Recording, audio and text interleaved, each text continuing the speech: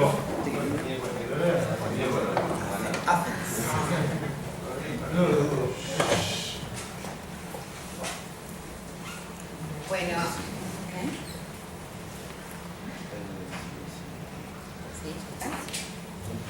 bueno, tengo el gusto de presentar a Octavio Carrasco, que nos va a hablar de perversión y síntoma, pereversión y síntoma.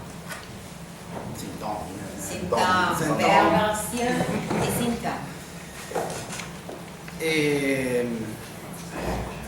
Bueno, como decía Isabel, un tiempo de trabajo que cuando estaba pensando ya en la caída de estas letras, en un texto en la página o en la pantalla, se verían varios momentos, ¿no?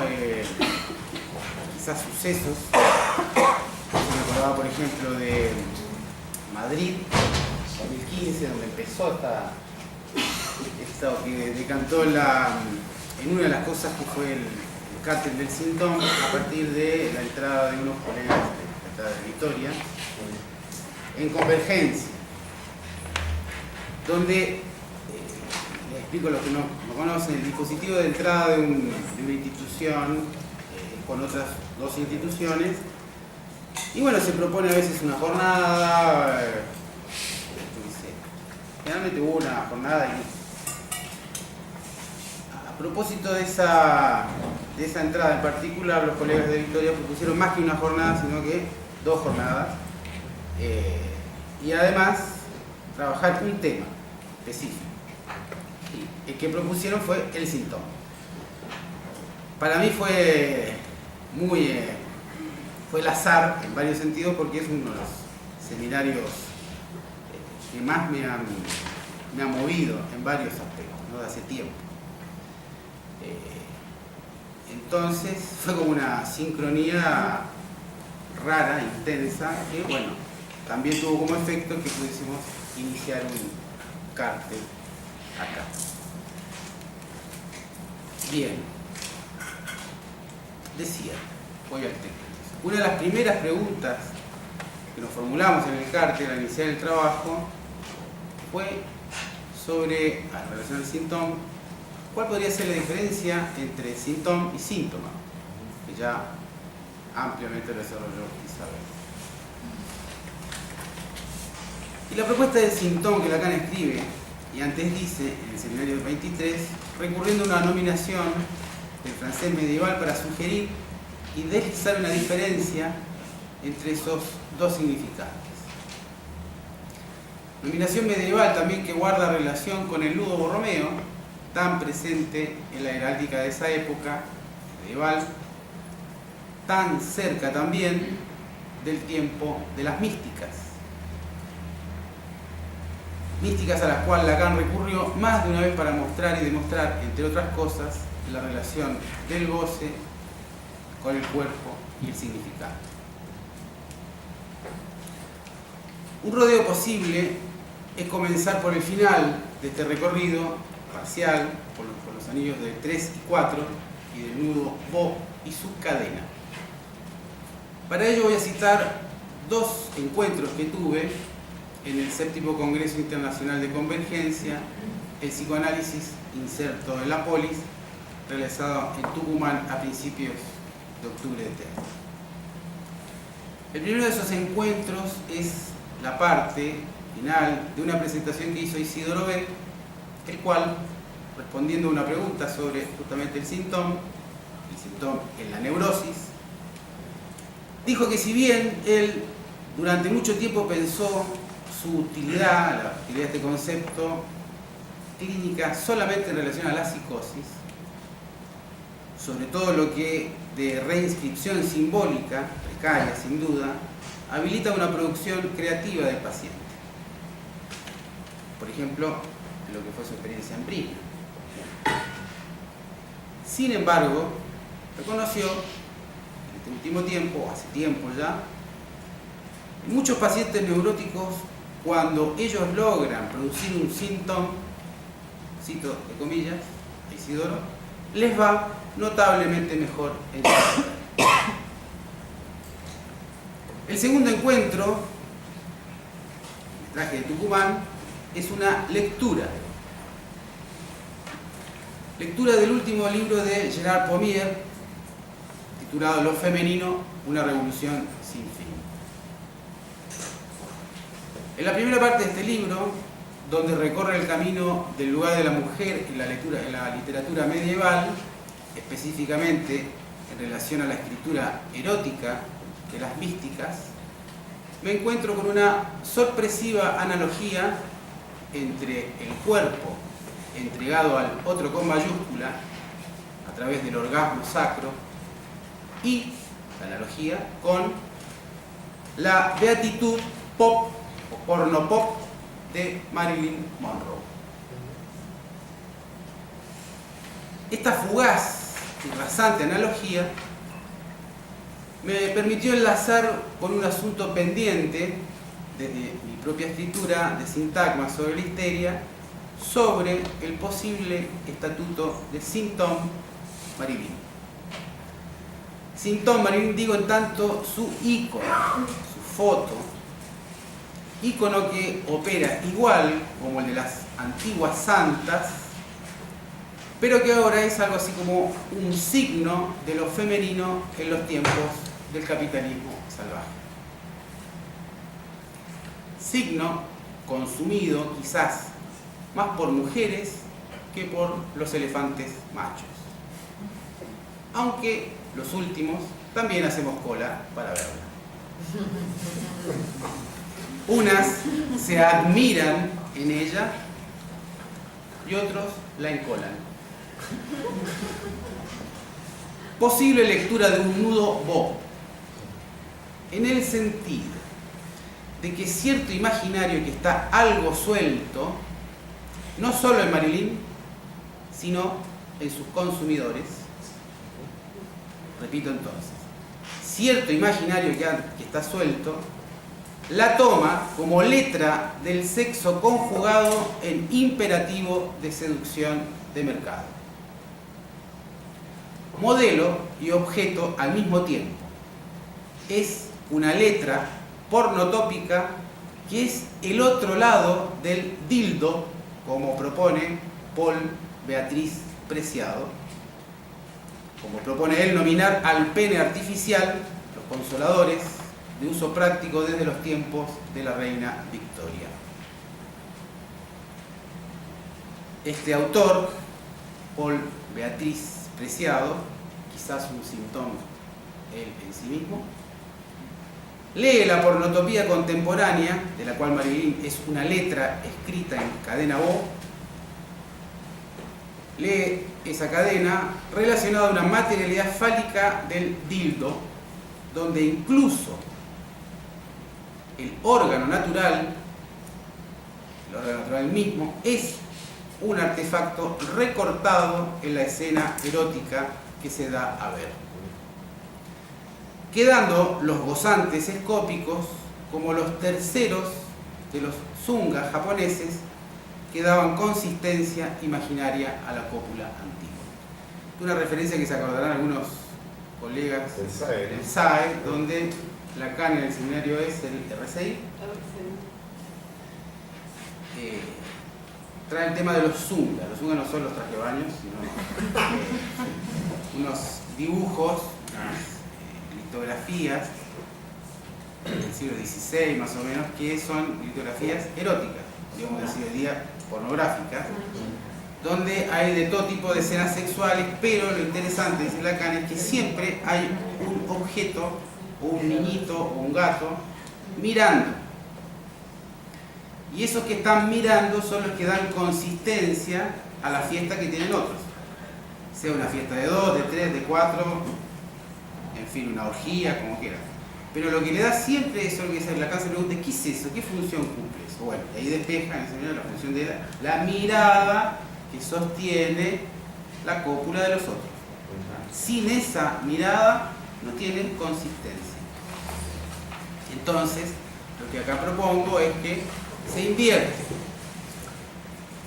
quedando entonces los gozantes escópicos como los terceros, como los zungas japoneses, que daban consistencia imaginaria a la cópula. Por otra parte, entonces, es posible hacer una analogía entre la cáscara imaginaria del cuerpo del protagonista, del retrato de un artista adolescente, Stefan Dedalus. Los que no conocen el cuento es así. En el retrato hay una escena que sobre todo trabaja Lacan en la última clase de ese seminario, donde el protagonista le propina una paliza, ¿no? Sus buenos compañeros le propinan una paliza. Entonces, este personaje no reconoce en ello sufrimiento alguno, como desarrolla Lacan en esa clase. Una analogía decía con las horas, esa cáscara, de preparación de maquillaje y peluquería a la que era sometida Marilyn antes de entrar al plató. Por ejemplo, dice que estaba 6 horas su cabeza en agua oxigenada, el cual era administrado con máscaras por los peluqueros, y ella soportaba ahí estoicamente. Soportaba estoicamente cayéndose la cáscara de Norma Jane Baker o Norma Jane Mortensen, como quieran, para dar paso a la radiante Marilyn Monroe, haciendo del pelo platinado la marca, un sinécdoque, de la seducción artificial. Se relacionaba esta cáscara que le cae al protagonista, Stephen Dedalus, sin dolor, y esto otro que es crear la cáscara donde ella no puede quejarse, no puede sufrir. Bueno. En suma, Marilyn.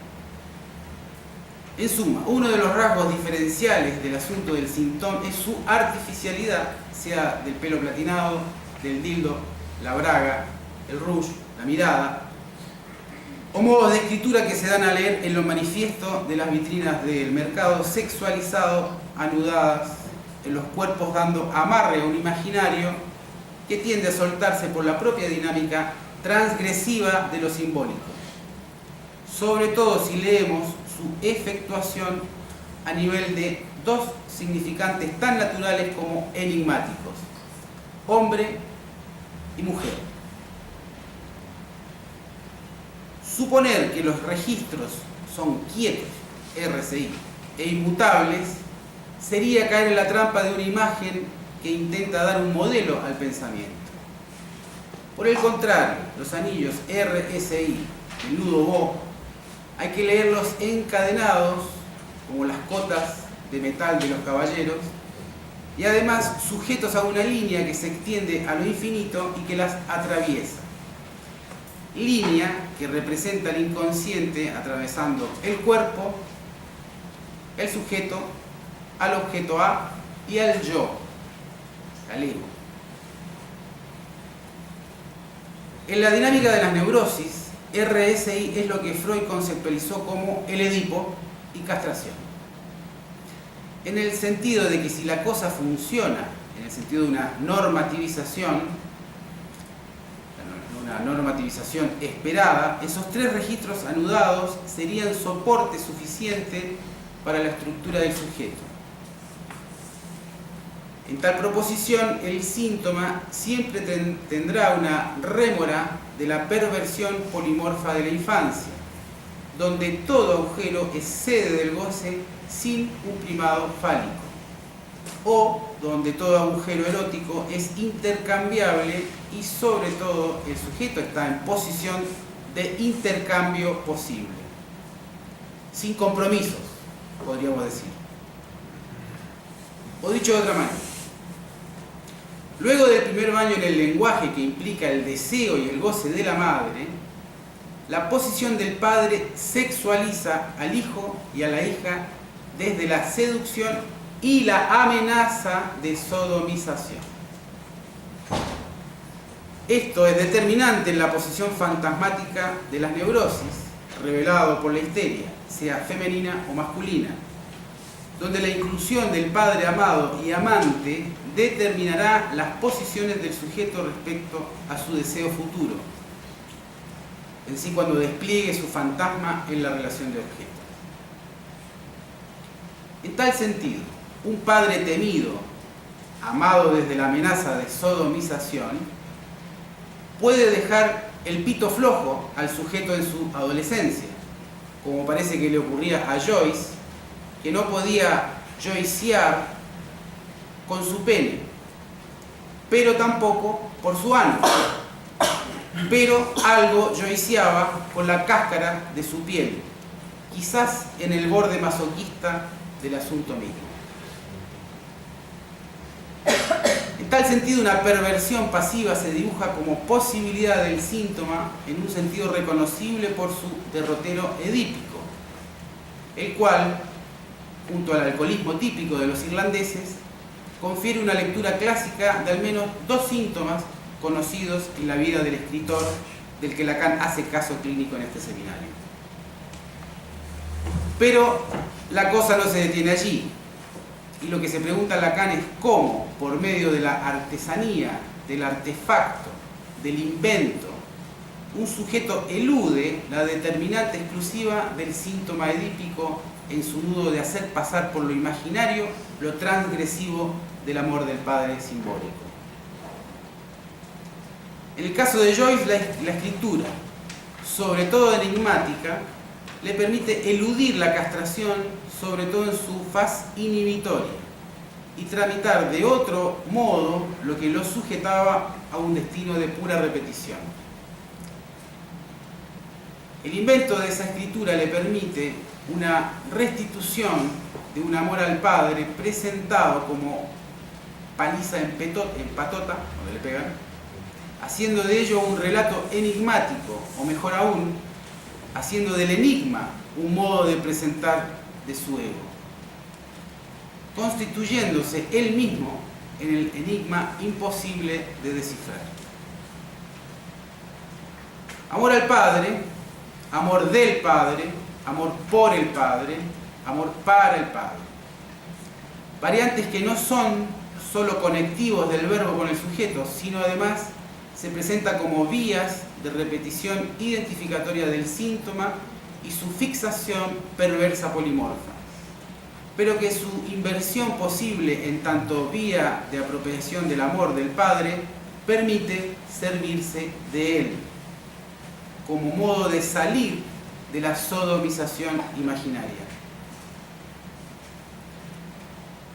En ese sentido, la creación, el invento, la artesanía, sea de la letra o de la máscara, el autodidacta, son modos de evadir la formación de síntomas, haciendo del amor al Padre una ruta que se sirve del amor al Padre, como renomina Lacan a la perversión. No es tanto salvar el amor del Padre, como la transgresión cristiana que, dominando lo simbólico, se hace tan patente en el síntoma, sino más bien salvarse de la presión incestuosa que manda al hijo al matadero. En ese sentido, es interesante recordar el proyecto joyciano de una escritura enigmática que tenía el semblante del anarquista dispuesto a hacer estallar el sistema de la lengua inglesa con su bomba negra. Pero, como su estallido que era de la lengua, Sobaré, dice acá, quedó escrito, pero no sé por qué. Sobre, sí, quedó escrito sobre todo de la lengua de los invasores ingleses. Ahí está. No, me sobó la lengua de los ingleses. Bien, está bien, yo. Bueno, termino. Sin ser, recuerdan, lo trabajamos, sin ser Joyce finiano como su padre, eran los independentistas irlandeses, por el contrario, no tenía explícitamente ninguna simpatía por el IRA, por la ira, al revés de su padre, que era la voz cantante de los independentistas irlandeses de su tiempo, además de todas las carencias que ya señalaba Isabel. Y en ese punto él estaba en contra. Pero aún así, acá lo interesante, que se propone rescatar la voz increada de su pueblo, sabiendo que su nombre, su apellido, sería trascendental para su estirpe, eterno. Y Joyce será un enigma del cual su padre no es más que un hijo menor. Gracias.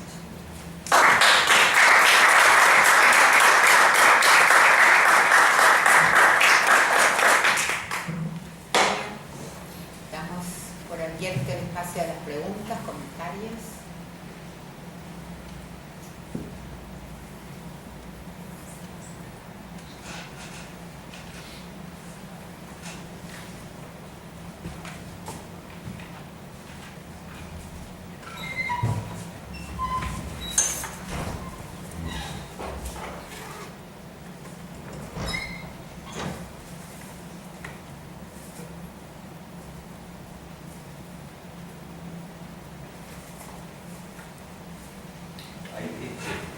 Primero agradecer el trabajo, es más interesante. Pensaba en esto que vos decías respecto de servirse del padre para salvarse, ¿no? Planteándolo, digamos, ahí como una posición diferente en relación a él. Entonces, lo que me preguntaba es en esto de servirse del padre, digamos, si vos pensabas que Jesús toma significantes del Padre y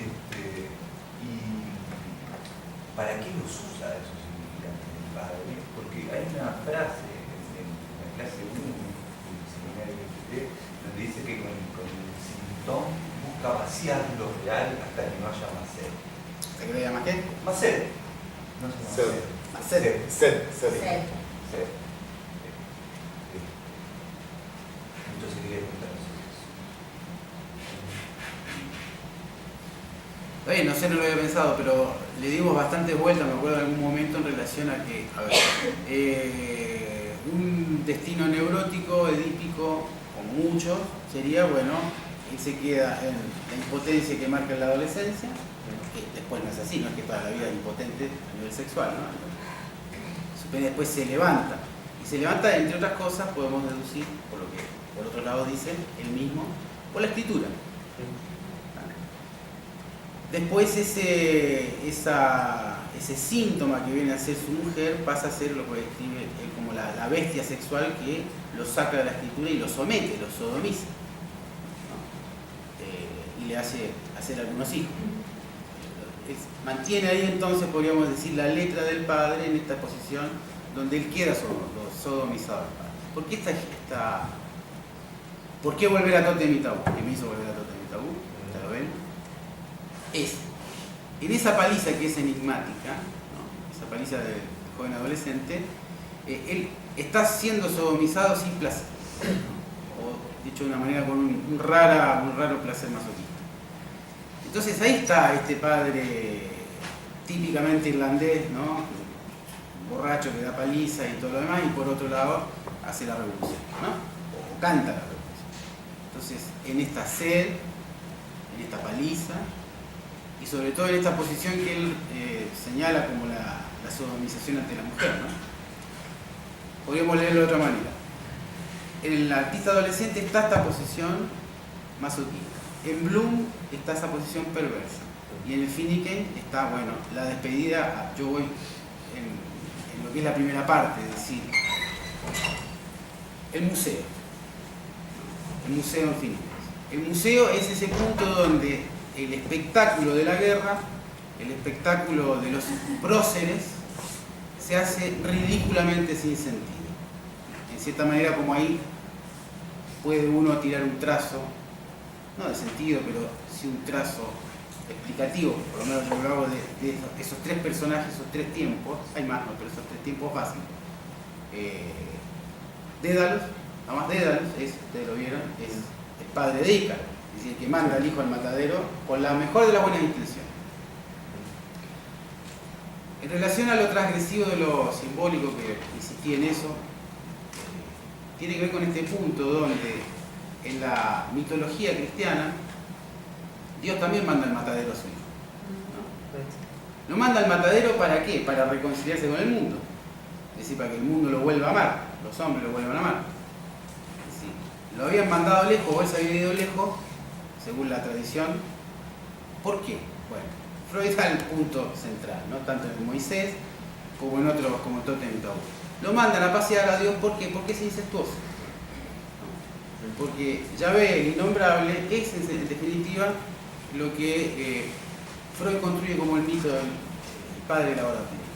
ese mito moderno que tiene que ver con el padre simbólico tiene que estar excluido en tanto funcione, porque si no, está muy cerca. ¿Y por dónde se mete? A nivel de la trama imaginaria fantasmática, como este padre sodomita, que bueno, en el caso de Joyce, su padre aparece con todas las potencias de poder serlo, no de serlo, de poder serlo, ¿no? Lo recordaba Isabel y Celia recién, es decir, la potencia que puede tener este padre, sus carencias, es del orden de un padre primitivo, ¿no? Padre con mucha sed. Ah, pero yo me noté primero. Está en la mesa, tiene que dar lugar, ¿no? Te cayó con la regla. Bueno, pero acá voy a dar porque yo soy otra. ¡Santon Roulé! No, porque soy otra. Bien. No, pensaba, escuchándote en esto, de que dos cosas se me ocurrían. Comienzo por la segunda, en verdad, y es que por algo Lacan en Ancor, en el seminario 20, va a poner a la mujer del mismo lado que el padre. Por esta como la excepción. Por el lado de la excepción. Pero respecto de la sodomización, creo que corre tanto en la niña como el niño, y que es algo al cual el niño necesita someterse, es el precio que paga, como se habló acá en trabajos anteriores, es el precio que paga para poder salir de las garras del cocodrilo materno. O sea que no es que el padre es malo, al revés, se lo ama por su posibilidad de sodomización, con lo cual prefiere ofertarse como objeto antes que quedar en la endogamia.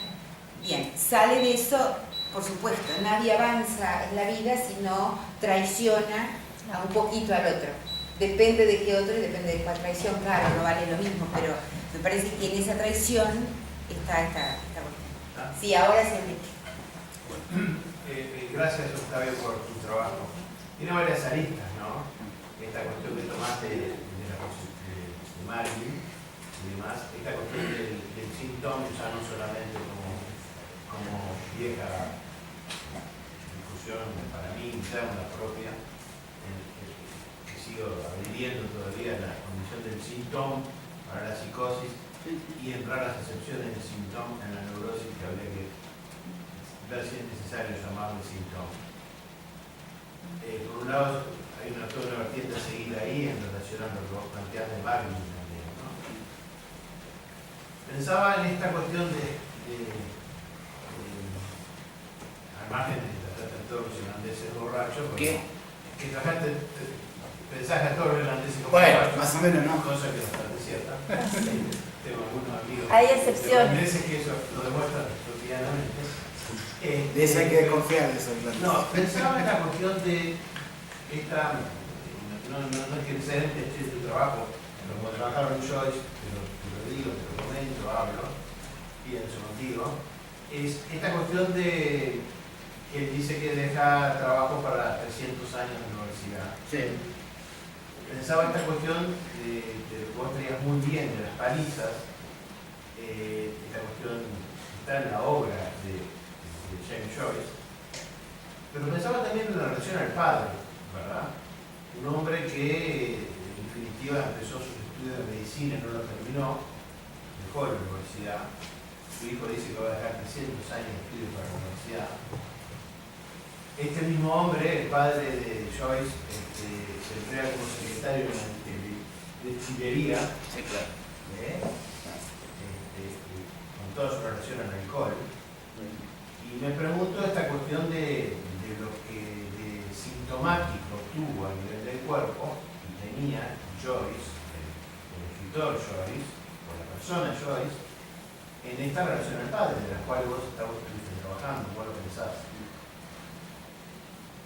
Sí. Sí, perdón, pero agregaría justamente que el síntoma nunca está por fuera, digamos, se construye precisamente con eso que fue la marca. Es como un plus, podemos decir diferencia, pero es diferencia la verdad. Digo por la singularidad de la situación. Claro. Que Lacan dijo, bueno, el síntoma particular de Joyce en la escritura y que tiene que ver, bueno, con la cuestión de que hay un padre que no pudo escribir, un padre que empieza la universidad, no cualquiera, medicina, la deja, el cuerpo, el problema de Joyce, hijo con el cuerpo, se emplea en esa escribería, el tema de la